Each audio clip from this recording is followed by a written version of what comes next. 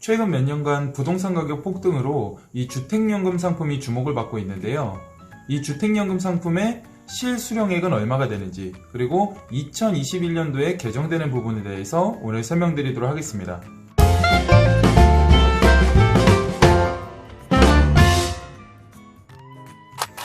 안녕하세요. 시간 날 때 보는 금융취미생활, 줄여서 시금취의 최인석 점장입니다. 요즘에 부동산 가격이 굉장히 올라가고 있어요. 앞으로 어떻게 가격이 될지는 모르겠지만 이 주택연금이라는 상품이 다시 주목을 받고 있습니다. 이 주택연금이라고 하면은 영모기지론이라고도 하는데요. 집을 소유를 하고는 있지만 소득이 부족한 국민들을 위해서 평생 또는 일정 기간 동안 집을 국가에 담보로 맡기고 국가에서는 매월 생활비를 연금의 형태로 지급해주는 제도를 주택연금이라고 합니다. 그림을 보시면서 제가 좀 설명을 드리면요. 우선 보증 신청을 가입자가 한국주택금융공사에 하게 되면요. 이 한국주택금융공사에서 보증 심사를 하게 됩니다. 그래서 이 보증서를 발급을 한국주택금융공사에서 금융기관에다가 발급을 하게 되면은 이제 금융기관이 가입자에게 연금을 지급하게 되는 형태로 되어 있습니다. 여기서 말하는 주택이라고 하면요. 아파트, 단독주택, 다세대, 다가구, 오피스텔 이런 주택들을 뜻하고 있는데요. 우선 이 주택연금에 대한 장점에 대해서 설명을 드리고 가입 요건이라든지 가장 궁금한 실수령액 그리고 주의사항에 대해서 오늘 설명드릴 테니까 영상 끝까지 시청 부탁드리겠습니다. 우선 장점에 대해서 설명을 드려볼게요. 첫 번째 장점은 내 집에 평생 거주를 하면서도 생활비를 받을 수 있다는 게 가장 큰 장점입니다. 두 번째 장점은 국가에서 지급을 보증을 해주기 때문에 굉장히 안정적이다라는 게 장점입니다. 마지막 세 번째는 이 나중에 본인 그리고 배우자까지 사망을 했을 때 이 상속을 하게 됐을 때 문제가 발생을 할 수 있는데요. 내가 상속하는 시점에 지금 주택 처분 금액이 내가 그동안 받았던 연금 금액보다 컸을 경우에는 그 차액에 대해서 상속인들 자녀한테 그 금액을 돌려줄 수가 있습니다.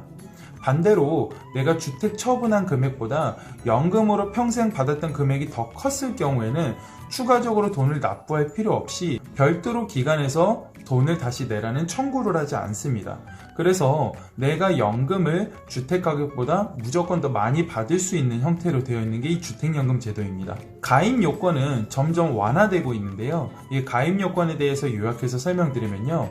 부부 중에 한 명 이상은 만 55세 이상인 대한민국 국민이셔야 됩니다. 그리고 주택 가격은 공시가격 기준으로 9억 원 이하여야지 신청을 할 수가 있는데요. 만약에 다주택자의 경우에는 주택을 합산했을 때 공시가격이 9억 원을 초과하지 않으면 신청을 할 수가 있습니다.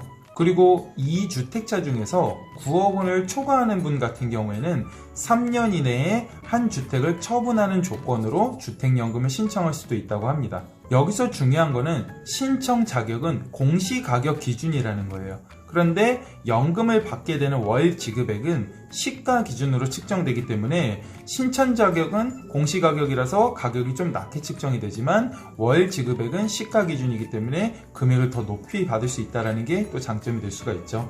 그래서 실질적으로 수령액을 나이대별로 주택 가격별로 한번 비교해서 표로 한번 만들어 봤어요. 한번 보시면서 좀 설명을 좀 드리면요. 일반 주택 종신지급 정액형으로 2020년도 12월 1일 기준의 자료를 따와봤습니다. 만약 50세라고 하시면 시가 9억 원 정도 아파트가 있다 하시면 월 100만 원 정도씩을 받을 수가 있고요. 55세 분들 같은 경우에는 7억 정도 시가가 되시면 100만 원 이상을 받을 수가 있네요. 그리고 60세 때부터 연금을 받았을 때는 5억 원 정도 아파트가 있으시면 이제 100만 원 정도 넘게 받을 수가 있고요. 65세, 국민연금이 보통 나오는 시기죠. 이 65세 시기에는 4억 정도 되는 아파트가 있다 하시면 월 생활비를 100만 원씩 받을 수가 있습니다. 다른 보험회사에서 가입하는 즉시연금보다는 수령액이 낮을 수밖에 없기는 한 게 이 집을 파는 게 아니라 거주하면서 연금을 받을 수 있는 거기 때문에 이 즉시연금 대비했을 때는 금액이 작은 건 사실이지만 거주의 안정성을 획득하면서 생활비를 수령을 할 수 있다는 게 가장 큰 장점인 것 같습니다. 그리고 아까 말씀드렸던 종신지급뿐만 아니라 확정 기간으로 설정해서 지급할 수도 있는데요. 받는 기간이 짧아지면 짧아질수록 받게 되는 월 생활비는 더 높아지게 되겠죠. 그리고 기타 여러가지 주의할 점에 대해서 말씀드리도록 할게요. 우선 계약자인 본인이 사망하게 되시면은 자연스럽게 그 금액을 그대로 100% 배우자가 받게 됩니다.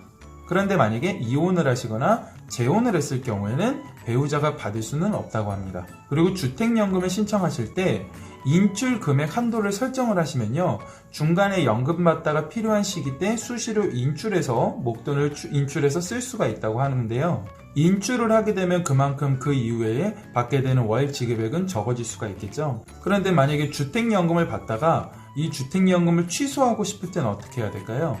그동안 받았던 그 연금액과 그리고 보증료 그리고 대출이자를 한 번에 상환을 하게 되면은 다시 주택연금은 취소가 되고 그 집은 온전히 다시 내 집이 되는 겁니다. 그리고 원칙적으로 대출이 있는 집은 주택연금을 신청할 수가 없기 때문에 신청하는 시점에 인출을 신청을 해서 대출을 상환을 하시거나 내가 가지고 있는 현금 자산으로 대출을 상환한 후에 주택연금을 개시를 해야 된다고 합니다. 그리고 마지막 제일 중요한 거는 내가 주택연금을 신청한 그 집에 실거주를 해야지 연금을 지급받을 수가 있습니다. 중간중간마다 실거주 여부에 대해서 조사를 한다고 하니까요, 혹시라도 속이고 주택연금을 신청하거나 그러시면 안 되겠죠. 주택연금에 대해서 관심 있으신 분들은 한국주택금융공사 고객상담센터에 전화를 거셔가지고 이제 궁금한 점을 물어보시고 신청도 하실 수 있으실 것 같은데요. 번호는 1688-8114번입니다. 우리나라 국민들의 생애 주기를 살펴보면요, 45세 시점에 가장 순소득이 많은 시기고요, 59세부터는 적자 인생을 살고 있다고 얘기를 해요. 그렇기 때문에 우리나라만큼 이 노후 준비가 잘 안 돼 있는 이런 국민들에게는 이 주택연금 제도도 이렇게 부동산 가격이 폭등이 됐을 때는 활용하시면 좋지 않을까라고 생각을 합니다. 우리 구독자분들이 금융 똑똑이가 되는 그날까지 시금치가 함께 하겠습니다. 감사합니다.